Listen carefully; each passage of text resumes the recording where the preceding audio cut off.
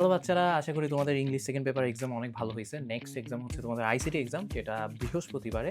So একদিন gap আছে তোমাদের। তো আমি তোমাদেরকে যেটা বলতে চাই সেটা হচ্ছে আইসিটি তো পুরাটা এমসিকিউ আসবে। এখন এমসিকিউতে ভালো করার জন্য কোনো সাজেশন কিচ্ছু ফলো করার দরকার নেই ভাই, ট্রাস্ট মি।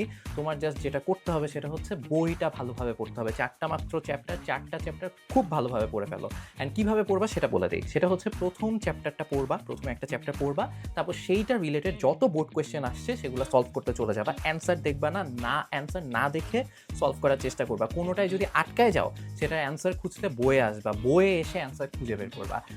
গাইডে বা টেস্ট পেপারে বা যেখান থেকে বোর্ড কোয়েশ্চেন সলভ করতেছো সেখান থেকে অ্যান্সার দেখে সলভ করবা না।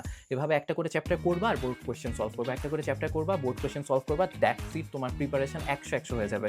কারণ বইটা যদি ঠিকমতো না পড়ো, অনেক সময় এমন হয় যে বোর্ড কোয়েশ্চেন যদি শুধু সলভ করে যাও, কমন না পড়ার একটা চান্স থাকে। দ্যাটস ওয়াই হচ্ছে বইটা ভালোভাবে পড়ো, পড়ে হচ্ছে সেইটা রিলেটেড যত বোর্ড কোয়েশ্চেন আসছে সেগুলো সলভ করে ফেলো। ইনশাল্লাহ তোমাদের এক্সাম অনেক ভালো হবে। বাট একটা কথা তোমাদেরকে বলতে চাই, যে যেটাই বলুক কখনোই কোনো চ্যাপ্টার বাদ দিয়ে পরীক্ষা হলে যাবা না। যদি তোমার এমন হয় যে 3টা চ্যাপ্টার ঠিকমতো বই আর বোর্ড কোয়েশ্চেন সবগুলো করতে পারছো, একটা চ্যাপ্টার করার সময় নাই, তখন ওই চ্যাপ্টারে শুধু বোর্ড কোয়েশ্চেনগুলো করে যাও, কিন্তু করে যাও।